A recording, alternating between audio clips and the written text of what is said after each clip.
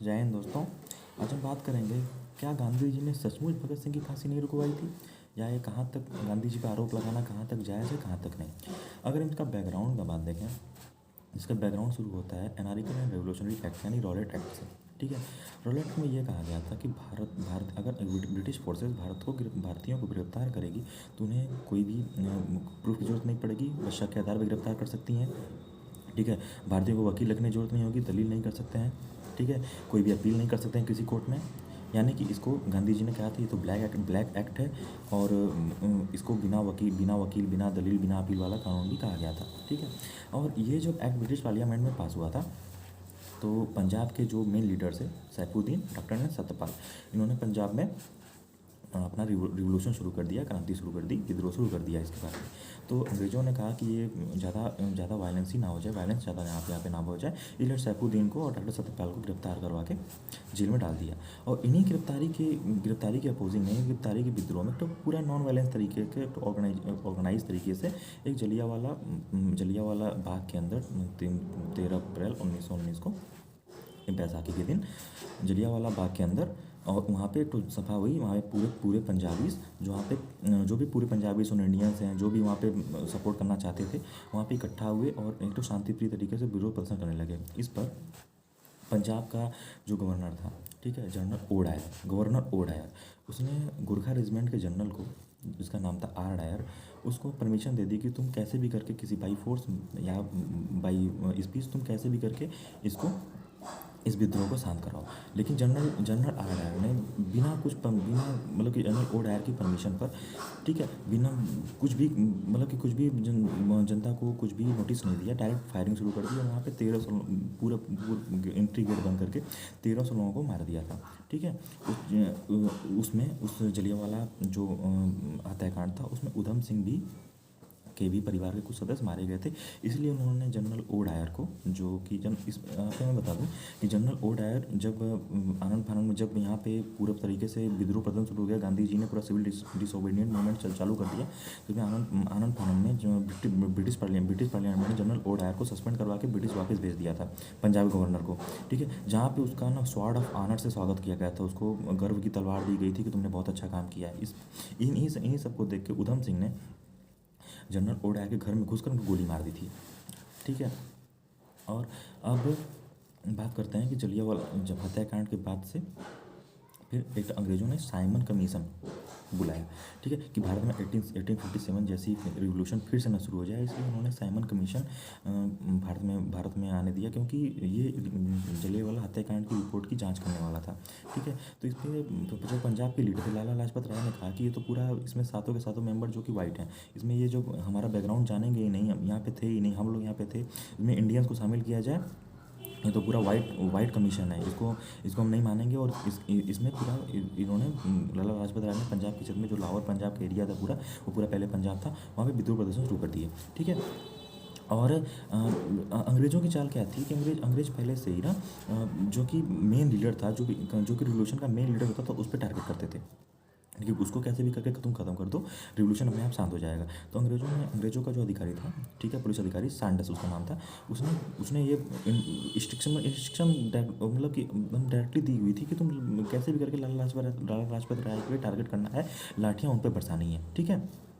और बाकी लोग पे बरसानी, लेकिन लाला लाजपत पे टारगेटिंग लाठियाँ बरसानी है।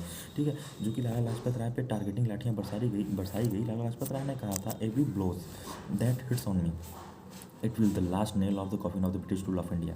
यानी कि जो जितनी भी लाठियाँ मेरे सर पर बरसाई गई हैं, वो जो ब्रिटिश रूल है इंडिया में, उसके ताबूत की आखिरी कील साबित होंगी। ठीक। और ये हुआ भी।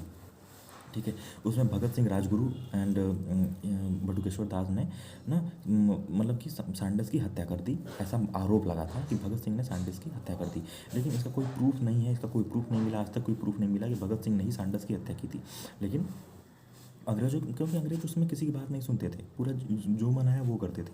ठीक है। इसलिए अंग्रेज भारतीयों की बात सुने इस वजह से भगत सिंह अभी तक तो पता नहीं था कि सैंडर्स की हत्या किसने की है, लेकिन अंग्रेज बात ही नहीं सुनते थे, वो अपने मन से रूल करते थे। तो लाहौर असेंबली में भगत सिंह ने जाके बटुकेश्वर दास के साथ बम फोड़ दिया। ठीक है, और इस मकसद से फोड़ा कि अगर हम ये भी कर सकते हैं, इंडियंस यहाँ भी पहुँच सकते हैं, तो अगर हमारी बात नहीं सुनी गई तो हम पूरे पूरे पार्लियामेंट को उड़ा सकते हैं।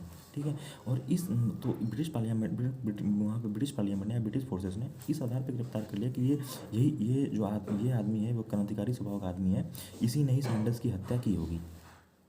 ठीक है, और इस बिना पे उसने सैंडर्स को भगत सिंह को गिरफ्तार करवा लिया, और भगत सिंह को फांसी की सज़ा, सेशन कोर्ट द्वारा फांसी की सज़ा सुना दी गई। ठीक है, उस समय जो ब्रिटिश प्रधानमंत्री हुआ करता था, प्राइम मिनिस्टर, उसका नाम था रैमसे मैकडोनाल्ड। ठीक है, वो इंडियन में ST SC को और मुस्लिम को अलग सेपरेट एरिया देना चाहता था। ठीक है, जैसे मुस्लिम को सेपरेट एरिया दिया जाए, दलितों को सेपरेट एरिया दिया जाए, और भी जो कास्ट है वो भी अलग सेपरेट एरिया की बात करें, भारत पूरी तरह से टूट जाएगा। तो राउंड टेबल मीटिंग में गांधी जी और कांग्रेस इसी वजह से नहीं गए कि वहाँ पर सेपरेटिज्म की बात हो रही थी। ठीक है, तो इस पर वहाँ का जो अपोजिशन का नेता था उसका नाम था क्लीमेंट एटली, उसने रैमसे मैकडोनाल्ड की बहुत बेइज्जती की कि तुम्हारे बुलाने पे जो हमारे गुलाम देश का नेता है वो भी नहीं आ रहा है। ठीक है, इस पर जो रैमसे मैकडोनाल्ड है उस पर सेल्फ रिस्पेक्ट वाली बात आ कि उसने भारत के उस समय के वायसराय लॉर्ड इरविन को कहा था कि तुम कैसे भी करके जितनी भी गांधी जी और कांग्रेस बात कर रही है, पूरी उनकी मांगें पूरी करवा के कैसे भी करके तुम गांधी जी को राउंड टेबल मीटिंग में, या कांग्रेस के मेन लीडर जो गांधी जी थे उस समय, उसको तुम राउंड टेबल मीटिंग में कैसे भी करके बुलाओ। ठीक है, राउंड टेबल मीटिंग ये थी।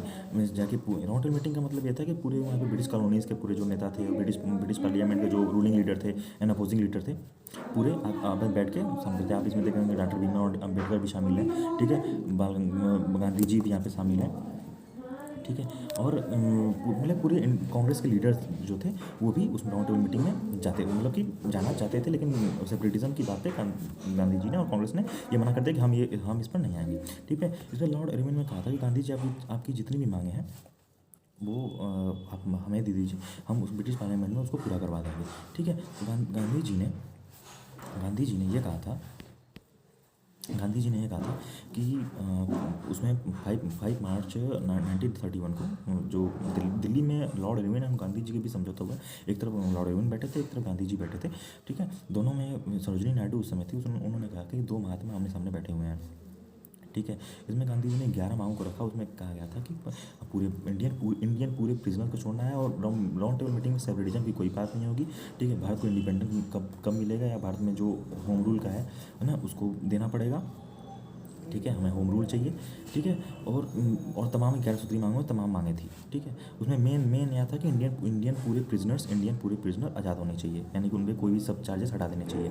ठीक है, लेकिन अंग्रेज इतने चालाक थे और इतनी उन्हें चालाकी सिखाया था, उसमें जब जो पढ़ने वाला होता है, जो स्टेटमेंट पूरे पैक्ट पढ़ता है, उससे कहा गया था कि तुम पढ़ना, पूरा पैक्ट पढ़ना, लेकिन उसमें प्रिजनर्स 2 कैटेगरी के होंगे, एक पॉलिटिकल प्रिजनर्स होंगे और एक होंगे क्योंकि एक राजनीतिक कैदी होंगे जो पॉलिटिकल प्रिजनर्स, और एक होंगे जो क्रिमिनल प्रिजनर्स होंगे, यानी कि जो क्रिमिनल कैदी होंगे उनको अलग रखना है। उन्होंने ये कहा था कि हम ठीक है पूरे कैदियों को उसमें एक लिखवा दिया था कि पूरे कैदियों को आज़ाद करेंगे, लेकिन केवल क्रिमिनल प्रिजनर को छोड़कर ये पढ़ने वाले से कहा था कि तुम इस वर्ड को धीरे से बोलना। ठीक है, पूरी असेंबली में इस वर्ड को धीरे से बोलना, ताकि तालियों की गड़गड़ाहट से ये वर्ड किसी को ध्यान में आए, गांधी जी और कांग्रेस इसे साइन कर दे। ठीक है, और ऐसा ही हुआ, उसने पूरा पैक्ट पढ़ लिया, और लास्ट में ये पढ़ा कि हम सारे इंडियन प्रिजनर्स को आज़ाद करेंगे, क्रिमिनल प्रिजनर्स को छोड़कर। ठीक है, इस पर तालियों की गड़गड़ाहट से तालियां बजने लगी, और कि ठीक है बहुत अच्छा पैक्ट साइन हुआ है। और गांधी जी और पूरे कांग्रेस ने इस पर, मतलब गांधी जी ने ही इस पर साइन कर दिया। ऐसा कहा जाता, मतलब कि ये गांधी जी से यहीं पे गलती हुई थी, क्योंकि उनको एक तो एडवोकेट थे, बैरिस्टर थे। ठीक है, बैरिस्टर थे। बैरिस्टर में और एडवोकेट में, लॉयर में ये डिफरेंस आपको बता दूं कि लॉयर जो होते हैं, आप अगर BA LLB कर लिए हैं कहीं से भी, तो आप किसी को जुडिशियल एडवाइस दे सकते हैं, यानी आप लॉयर हो गए। ठीक है, अगर एडवोकेट तब होते हैं कि जब आपको बार काउंसिल का मेंबरशिप मिल जाता है, आप कहीं किसी भी कोर्ट में जाके प्रैक्टिस कर सकते हैं, तो आप एडवोकेट होते हैं। अगर आप यही सब डिग्री आप इंग्लैंड से लेके आए तो आप बैरिस्टर हो जाएंगे। ठीक है, तो गांधी जी बैरिस्टर थे, उनको डॉक्यूमेंट पढ़ना चाहते हैं। गांधी जी का पूरा अकेले दोस्त नहीं हम दे नहीं सकते। इस पर पंडित जवाहरलाल नेहरू बैरिस्टर थे, सरदार वल्लभ भाई पटेल बैरिस्टर थे। ठीक है, और डॉक्टर भीमराव अम्बेडकर भी, इन लोग को भी इस पे ध्यान देना चाहिए था कि उस पे पॉलिटिकल प्रिजनर्स, दो कैटेगरी लिखी है क्या, पॉलिटिकल प्रिजनर्स की अलग लिखी है या क्रिमिनल प्रिजनर्स की अलग लिखी है, ठीक है, इस पर उनको ध्यान देना चाहिए था। लेकिन यहीं पे अगर पूरा दोष गांधी जी को दिया जाता है, गांधी जी, क्योंकि गांधी जी अहिंसावादी थे, ठीक है। भगत सिंह क्या थे कि रेवोल्यूशनरी थे, बाई गन बात करते थे, ठीक है। लेकिन गांधी जी जानते थे, वो दूरदर्शी थे, गांधी जानते थे कि बाई गन हम कर सकते हैं, विरोध कर सकते हैं, लेकिन वो ज़्यादा लॉन्ग लास्टिंग नहीं होगा। वो तुरंत के लिए 1857 में क्या हुआ था कि बाई गन विद्रोह हुआ था, लेकिन 1 साल में ख़त्म हो गया, क्योंकि ब्रिटिशर के पास इंडिया से ज़्यादा गन थी, वो जल्दी से विद्रोह को दबा देते, ठीक है। इसलिए अगर आप क्योंकि इस पे वर्ल्ड भी शांत रहेगा और इंग्लैंड जल्दी, ब्रिटिशर जल्दी से ही विद्रोह को दबा भी देंगे, वर्ल्ड भी कुछ नहीं करेगा। लेकिन आप एक तो बैठ के एक तरह से धरना प्रदर्शन करके आप कितनी बातों को मनवा सकते हैं, आप उसे बाई गन नहीं मनवा सकते। आज बाई गन लेके आप किसी चौराहे पे जाके एक तो रिवोल्यूशन क्रिएट करते हैं, आप 2 दिन में आपको 2 मिनट में आपका इनकाउंटर कर दिया जाएगा। लेकिन आप वहीं पे एक प्रदर्शन, एक 10 लोगों को लेके एक जगह बैठ के शांतिप्रिय प्रदर्शन करेंगे तो आपकी बातें भी सुनी जाएंगी, आपकी मांगें पूरी की जाएंगी, ठीक है। तो इस बात पे गांधी जी जानते थे कि अहिंसा का साथ लेना नहीं है, ठीक है, सॉरी, हिंसा का साथ लेना नहीं है, अहिंसावादी ही रहना है, ठीक है। तो इसलिए गांधी जी पे आरोप लगते हैं भगत सिंह हिंसावादी थे, इसीलिए उन्होंने भगत सिंह का सपोर्ट नहीं किया था, ठीक है। लेकिन गांधी जी को पूरी तरह से दोषी ठहराना ये कहीं जायज़ नहीं, क्योंकि वहाँ पे कांग्रेस असेंबली में पूरी कांग्रेस, जो पूना दिल्ली पैक्ट हुआ था, सॉरी, लॉर्ड इरविन और गांधी जी के बीच, उसमें पूरी कांग्रेस भी शामिल थी, पूरी कांग्रेस को भी जिम्मेदारी बनती थी कि डॉक्यूमेंट को पूरी तरह से पढ़े, ठीक है। और फिर जब ये सारी बातें लॉर्ड इरविन ने मान ली तो गांधी जी 7 सितंबर को चले गए England round table meeting attend करने के लिए। लेकिन भगत सिंह को जो कि 24 मार्च को ही फांसी दे दी गई थी, फांसी की तैयारी शुरू होते ही जब पूरे इंडियंस ने सवाल पूछा कि ये फांसी क्यों हो जा रही है, तो दिल्ली पैक्ट में ये तो बात कही गई थी, पूरे इंडियन प्रिजनर को छोड़ा गया था, बट तब ब्रिटिशर्स ने, लॉर्ड इरविन ने डॉक्यूमेंट दिखा दिया कि लीजिए, हम ये पूरे कैदियों को तो छोड़ने की बात की थी, लेकिन इसमें क्रिमिनल कैदी का नाम था, क्रिमिनल कैदियों को छोड़कर यहीं पे गांधी जी और पूरे कांग्रेस असेंबली कुछ नहीं कर पाई। भगत सिंह को फांसी दे दी गई 2 दिन पहले ही उनके फांसी, क्योंकि विद्रोह ना हो जाए, उनको फांसी तुरंत ही दे दी गई। और इस पर भगत सिंह ने 24 एज की आयु में इनकलाब जिंदाबाद करके फांसी पे चढ़ गए, जो कि किसी के बस की बात नहीं है, ना आज है, ना कल थी, ना कभी होगी, ठीक है। भगत सिंह एक ही थे, एक ही रहेंगे, ठीक है। तो यही थी, अगर ये पूरी ये मतलब बैकग्राउंड से लेके पूरे भगत सिंह की फांसी तक की स्टोरी थी, ठीक है। इस पर गांधी जी को अकेले दोषी ठहराना कहीं भी जायज़ नहीं है। इस पर अगर दोषी ठहराना है तो पूरी जो दिल्ली पैक्ट में पूरे इंडियंस बैठे थे, इंडियन जो लीडर्स बैठे थे, जो लॉर्ड इरविन और गांधी जी के साथ, गांधी जी अकेले तो गए नहीं होंगे, पूरे लीडर्स की जिम्मेदारी थी कि भगत सिंह की फांसी क्यों नहीं रोक पाए, ठीक है।